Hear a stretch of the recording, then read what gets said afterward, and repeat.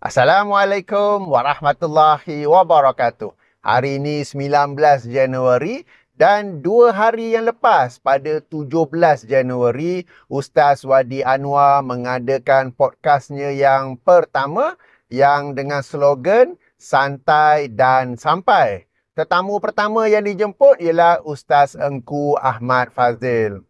Menariknya yang saya terfikir ialah daripada banyak-banyak tarikh yang ada, yang dipilih ialah 17 Januari juga.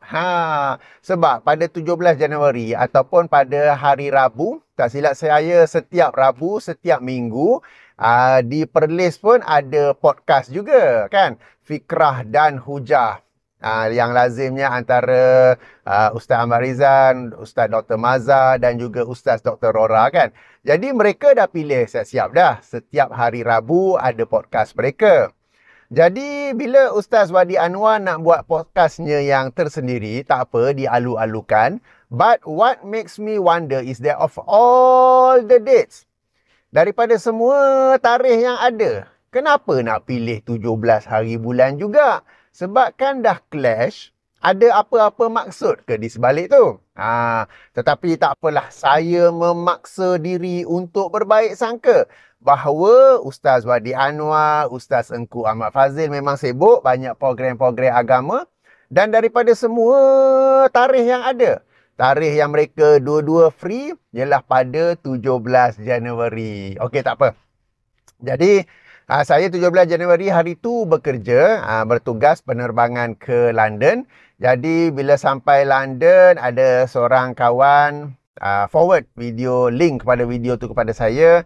Saya pun download dalam phone. Dan dalam penerbangan balik tadi, dari London ke KLIA, sekarang ni sudah di Malaysia, sedang memandu balik dalam kesesakan lalu lintas. So, dalam penerbangan tu, saya meluangkan masa lah untuk dengar sebab memang ada banyak masa pun, penerbangan 12 jam. Jadi ketika waktu rehat, ada 6 jam untuk rehat, saya pun dengarlah podcast yang sejam 22 minit itu ya. Satu poin menarik yang saya lihat ialah setup yang agak cantik lah. Background yang cantik, kerusi yang cantik, mikrofonnya dan audio yang saya dengar daripada YouTube pun bagus. Okay. Dan yang lain, actually itu je lah yang bagus. Yang lainnya bagi saya sejujurnya sangat mengecewakan. Sebab Ustaz Engku datang dengan hujah, dengan dalil hujah yang sama je. Sebagaimana yang beliau ni pusing satu Malaysia, cerita benda yang sama juga. Seperti apa yang Nabi tak buat, itu kita boleh buat kan. Seperti Khawarij, seperti kumpulan-kumpulan peganas, ISIS ke, Jemaah Islamiyah ke, Boko apa yang di Nigeria ke kan. Tentang tidak bermazhab, tentang pengamalan hadis dhaif. Jadi tak ada apa-apa yang baru di situ. Sebab kalau bawa topik yang sama tetapi dengan penghujahan yang baru, dengan dalil yang baru, it is okay lah kan, something new kan. Jadi sebab podcast ni sesuatu yang baru, yang Ustaz Wadi Anwar pun yang pertama, saya rasa mungkin ada bersiri lagi.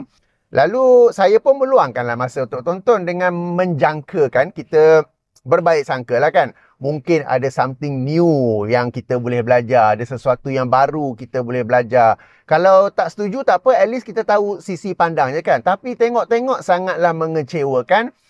Ustaz Engku Ahmad Fazil tang-tu jugalah. Okey. Jadi bila menonton tu saya teringat dulu tahun 90-an apa kan, ada sitcom yang tajuknya Pimai Tang-tu. Okey. So orang-orang senior citizen mungkin kenal lah kan. Pimai Tang-tu, tajuknya Pimai Tang-tu. Pelakonnya sama. Tetapi at least jalan cerita ataupun lawak yang mereka buat sesuatu yang berbeza. Tapi dalam kes Ustaz Engku, Pimai Tang-tu-nya, dalilnya sama, hujahnya sama, penyampaiannya sama. So it was like, what's the point of doing that podcast if you are just telling the same? If you are just repeating the same things kan? Sebab itulah saya katakan ia adalah sesuatu yang mengecewakan. Dan di sini saya lihat, saya rasa Ustaz Engku ni dia telah capai satu tahap yang orang sebut sebagai plateau. Plateau ni macam dataran. Sebab ilmu ni dia akan naik, kemudian dia akan jadi straight jatuh. Sebab bagi saya tengok Ustaz Engku ni dia tak ada apa-apa yang baru. Dah lah dia topik sama, hujah sama, dalil sama. Tak ada apa-apa yang baru. Yang Saya rasa sejam 20 minit tu saya buang masa saja menonton. Okey. Tapi tak apalah. Kalau nak kata ada yang baru, sebab selari dengan tajuk yang ada kaitan dengan radikal apa ke. Jadi Ustaz Engku cerita yang lebih tepat bukan radikal lah, tapi ghulu. Ghulu ni nak terjemah bahasa kita boleh sebut sebagai melampaui batas lah.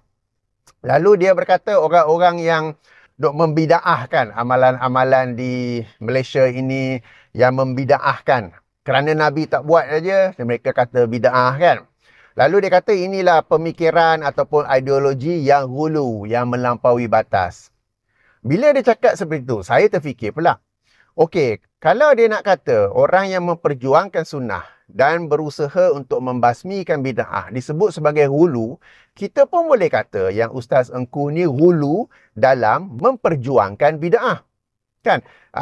Saya tak tahu nak kata Ustaz Engku ni memperjuangkan sunnah ke tak, saya tak tahu. Tapi yang saya pasti, beliau memang memperjuangkan bid'ah.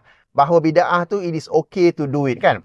Alright, sekarang ni kita ada dua kumpulan yang telah dituduh sebagai ghulu. Satu kumpulan ini yang memperjuangkan sunnah dituduh sebagai ghulu. Satu lagi kumpulan, ataupun bukan kumpulan lah, Ustaz Engku kan, yang ghulu memperjuangkan bid'ah. Antara dua ghulu ni, mana yang lagi bagus?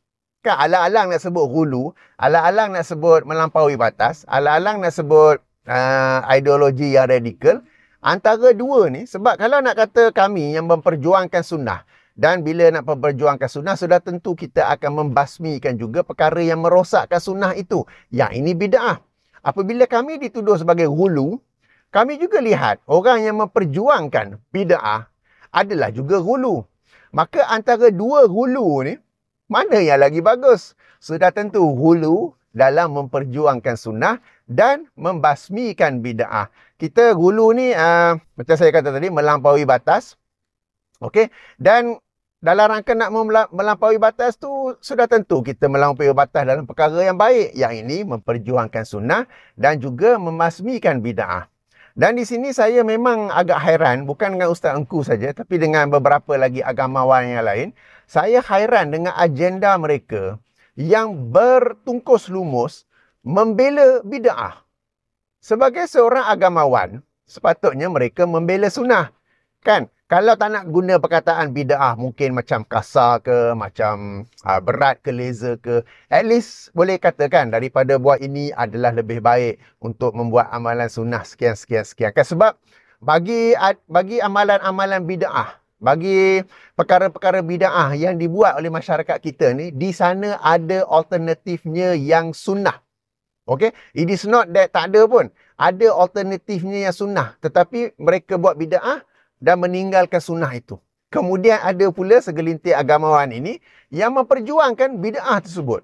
Dan ini memang menghairankan saya, bukankah sebagai seorang agamawan, sebagai seorang pewaris Nabi. Sebab Nabi SAW tidak mewariskan dinar dan dirham, tetapi mewariskan agama ini, mewariskan Al-Quran, As-Sunnah, apa kan? Jadi, sebagai pewaris Nabi, sepatutnya sebagai pewaris Nabi, yang dibela ialah sunnah Rasulullah SAW. Dan apakah yang merosakkan sunnah tu? Itu ialah bid'ah. Tapi memang muskil apabila mereka ni membela bid'ah. Nak kata membela sunnah tu, saya tak jumpa lagi, saya tak tahulah kan. Jadi, memang pelik, memang aneh lah di situ ya. Bahkan, salah satu soalan yang Ustaz Wadi Anwar ada tanya ialah apakah implikasi kan apabila adanya orang ni macam orang macam saya dan sahabat-sahabat seperjuangan semua yang duk membida'ahkan amalan-amalan kita. Lalu Ustaz Engku jawablah, memecah belahkan masyarakat ke apa ke. Mereka tak nampak ke implikasinya bahawa apabila bida'ah ni dibiarkan sahaja, sunnah akan hilang. Sunnah akan tidak lagi diketahui. Bahkan orang akan menganggap yang bida'ah itulah yang sunnah. Kita ni kalau kita nak sebut, nak bersatu, kita nak bersatu atas bida'ah atau nak bersatu atas sunnah. It is as simple as that. Dan sebagai ahli sunnah wal jamaah, berulang kali dalam video tu disebut kami ahli sunnah, memberi isyarat yang selain tu bukan ahli sunnah. What makes you ahli sunnah when you don't even refer to the sunnah? You are defending the bid'ah and yet you are claiming over and over that you are ahli sunnah. Kan sesuatu yang agak pelik di situ. Okey, jadi gitulah. sesuatu yang mengecewakan, tidak ada apa-apa yang baru, nothing new, nothing fresh. Buat podcast, kita pun positif lah kan. Jangan tu ni mesti salah ni, ini mesti mengarut. Tak adalah, kita tonton. Saya tonton penuh tu. Sejam 20. Pakai earbuds, noise cancelling. Senyap. Kan, nak dengar betul-betul ni. Tengok, alamak. Okey, tak apalah. Sebelum nak berakhir, ada satu poin yang saya, sebab Ustaz Engku seperti biasa dalam podcast tu pun menyebut beberapa kali yang kami ni gagal faham, tak faham, gagal faham lah. Okey lah. Kami ni semua gagal faham. Ustaz Engku je yang faham kan? Alright.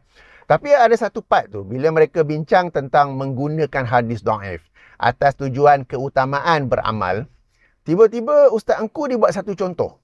Yang dia kata contoh lah, bukanlah semestinya. Dia kata contoh, Ustaz Wadi bawa kereta 180 km sejam. Kemudian ada orang klip-klip lampu. Lalu Ustaz Wadi pun memperlahankan kenderaan sebab mungkin ada polis di depan.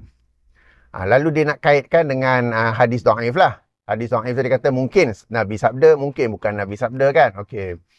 Yang ini saya memang gagal faham. Apa kaitan bawa kereta, lepas tu ada orang klik-klik lampu headlight, lampu besar, lalu pun slow down, ikut speed limit lah kan. Apa kaitan dengan pengamalan hadis dhaif? Dan sekarang ni, ini satu contoh yang sangat tak bagus. Sebab memberi contoh, memberi gambaran, memandu kereta dengan laju 180 km sejam dan hanya memperlahankan kenderaan mengikut speed limit kerana polis. Bukannya kerana keselamatan diri yang memandu, bukannya kerana keselamatan penumpang yang ada kalau ada, bukannya kerana keselamatan para pemandu kenderaan-kenderaan yang lain, tetapi kerana polis. So, bagi contoh pun yang nak kata lebih-lebih salah pula. Jadi yang ni saya memang gagal faham. Okey, kenapa ada contoh seperti itu ya. Jadi inilah sedikit ulasan saya, tapi tak apa. Ini podcast yang pertama. Kita harap dalam podcast yang seterusnya adalah perkara-perkara baru yang lebih relevan dengan suasana isu-isu berbangkit yang kita kata bila kita tonton, macam saya sebut dalam video-video saya sebelum ni, kita nak bila kita tonton satu video, start, bila video dah habis, kita rasa kita ni lebih bijak. Kita rasa kita ni lebih matang. We got something new. Kita dapat belajar sesuatu yang baru. Kita dapat meluaskan pandangan. Dapat mematangkan pemandangan. Bukan pula yang sebaliknya ya. Jadi tak apa, ini baru yang pertama. So moga-moga ada pembaikan dalam yang seterusnya ya. Baik, demikian sedikit ulasan saya. Saya tutup dengan subhanakallahumma wa bihamdika. Asyhadu an la ilaha illa anta. Astaghfiruka wa atubu ilaika. Assalamualaikum warahmatullahi wabarakatuh.